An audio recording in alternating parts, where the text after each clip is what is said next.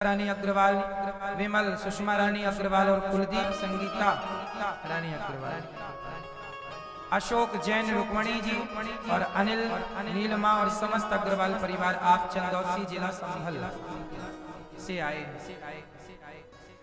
आप लोग भी अपने माता पिता के लिए सोचिएगा, कुछ कीजिएगा। श्राद्ध पक्ष चल रहा है, माँ बाप के नाम से अन्नदान ही करिएगा। गौरी गोपाल आश्रम में हजारों संतों को जो भोजन बंटता है, एक दिन की साधु सेवा आप कीजिएगा। साथी यहाँ भागवत जी के पोथी पाठ बैठे, आप भी अपने माता पिता, स्वर्गीय माता पिता को भागवत सुनवा सकते हैं। 2 अक्टूबर से पुनः भागवत जी के पाठ बैठेंगे, आप भी चाहें तो सुनवा सकते हैं। यहाँ पर अभी लोग दूर दूर से आकर पाठ बिठाए हैं और अपने माता पिता पितरों की शांति सदगति के लिए सब कार्य कर रहे हैं। जीवन मिला है तो भागवत जरूर सुनना चाहिए, मौका मिला है अच्छे काम करना चाहिए। कल हम लोगों ने सुना मनु जी की 3 बेटियों की कथाओं को। अब मनु जी के 2 बेटे, प्रियव्रत उत्तानपाद। उत्तानपाद के पुत्र हुए ध्रुव और उत्तम। ध्रुव जी अपने पिता की गोद में बैठने गए तो सौतेली माँ ने धक्के मार के हटा दिया, नीचे कर दिया, तो इस गोद में बैठने का अधिकारी नहीं, जा पहले तब कर। ध्रुव जी गए और 5 वर्ष की आयु 5 साल के बेटे को सौतेली माता ने अपमानित करके निकाल दिया। ध्रुव जी गए और तपस्या करने लगे। नारद जी ने मंत्र दे दिया, ओम नमो भगवते वासुदेवाय। तो ध्रुव जी भी तपस्या करने यहीं आए ब्रजमंडल। कहाँ आए? यहीं आए। और यहाँ मधुबन है। अभी 84 कोस की जब यात्रा होगी तो हम आपको मधुबन का भी दर्शन करवाएंगे, जहाँ ध्रुव जी ने तपस्या की। तो 84 कोस की यात्रा में आपका मन है चलने का तो चलिएगा।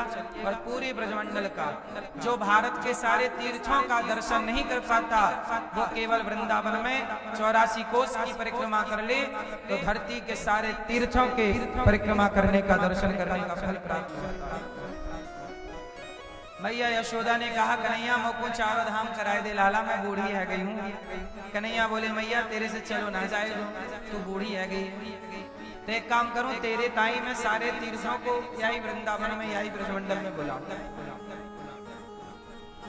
तो भगवान ने सारे तीर्थों का आवाहन यहाँ किया कि मेरी मैया बूढ़ी हो गई है, नंद बाबा बूढ़े हो गए हैं, तो बद्रीनाथ, केदारनाथ, यहाँ ब्रजमंडल में बद्रीनाथ केदारनाथ में। तो जो भगवान ने सारे तीर्थों का आवाहन कर लिया और कहा कि मैया तो ये ब्रजमंडल की परिक्रमा लगा, तो भगवान कृष्ण ने मैया को छकड़े में बिठाए के और पूरे वृंदावन की, पूरे ब्रजमंडल की परिक्रमा लगाई। तो सबसे पहले भगवान कृष्ण ने अपनी मैया और बाबा को और सारे ग्वाल वालों के संग 84 कोस की परिक्रमा लगाई। उसके बाद भगवान ने कहा कि जो ये 84 कोस की परिक्रमा लगाएगा वो 84 लाख योनियों से मुक्त हो जाएगा और उसे भारत के धरती के सारे तीर्थों के दर्शन का और परिक्रमा का फल प्राप्त होगा।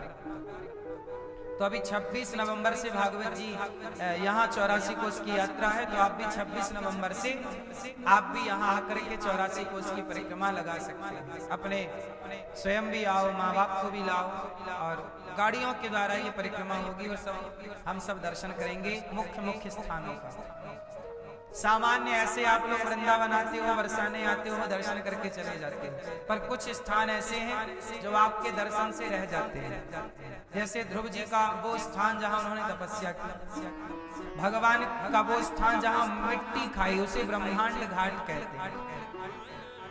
जहां भगवान ने गोपियों के संग रास रचाया, बंसी बट, तो ये मुख्य लीलाओं के स्थान है जहां सामान्य व्यक्ति वहां तक नहीं पहुंच पाता। तो जब आप 7 दिन निकाल के आओगे इसी बहाने, तो आपको पूरे ब्रजमंडल का दर्शन होगा और समस्त परिक्रमा लगा करके आप धरती के सारे तीर्थों के परिक्रमा और दर्शन का फल पालोगे। तो 26 नवंबर से आप चाहें तो इस परिक्रमा से जुड़ सकते हैं, नाम लिखा सकते हैं।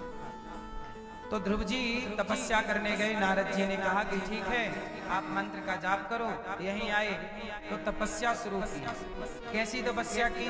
3 दिन में एक बार खाते हैं ध्रुव जी, और दूसरा माह लगा तो 6 दिन में एक बार, तीसरा माह लगा तो 9 दिन में।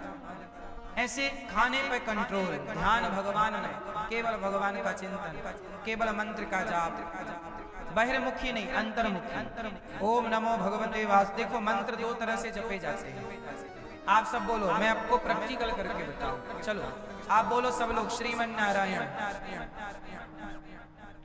श्रीमन नारायण। अब आप लोग अपने मुंह को बंद रखना, आवाज नहीं आएगी। और अब आप बोलो श्रीमन नारायण, अंदर बोलो श्रीमन नारायण, अंदर बोलना, भीतर कोई ना सुने, केवल आप सुने। बोलो श्रीमन नारायण, श्रीमन नारायण,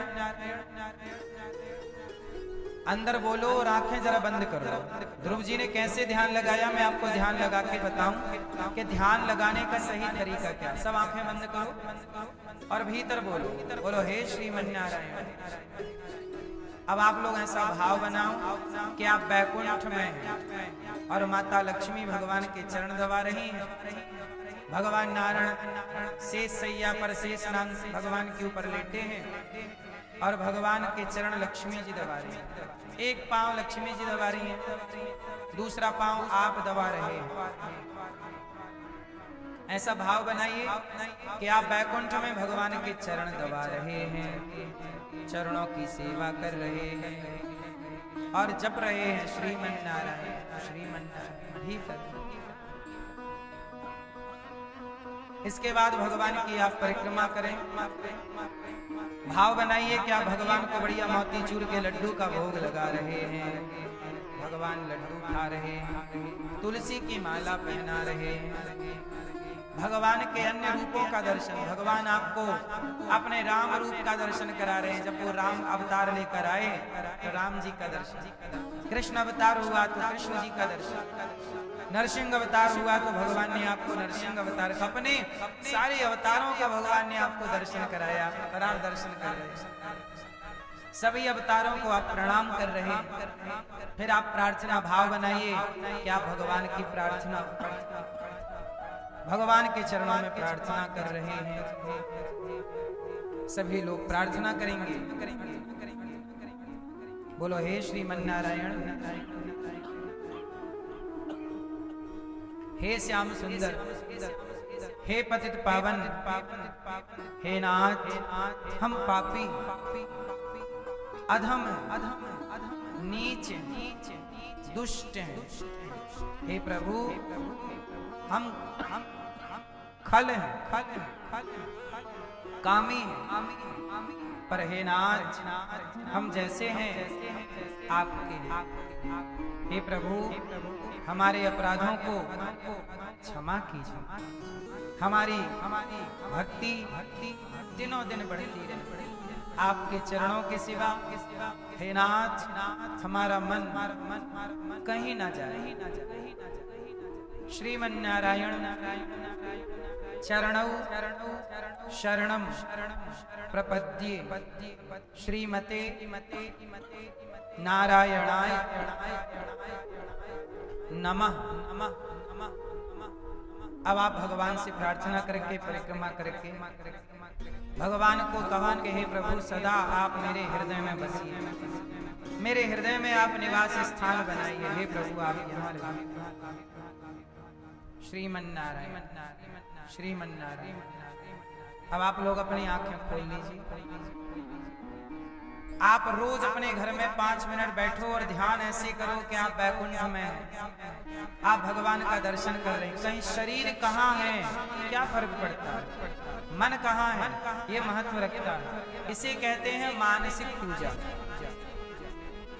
ये कौन सी पूजा है? इसे कहते हैं अंतर्मुखी। एक पूजा है बहिर्मुखी, एक पूजा है, एक प्रार्थना है बहिर्मुखी, एक अंतर्मुखी। एक जाप है बहिर्मुखी, एक जाप है अंतर्मुखी। तो आपने बोला श्रीमन नारायण, बोलो श्रीमन नारायण, ये बाहर निकला, लेकिन आपने मुंह बंद करके जब श्रीमन नारायण बोला तो वो कहाँ गया? कहाँ गया? वो भीतर नाम चला गया श्रीमन्नारायण, और आप मन से वैकुंठ चले गए। तो बाहर क्यों, भीतर क्यों नहीं? जो चीज भीतर जाएगी वो ज्यादा लाभ देगी। इसलिए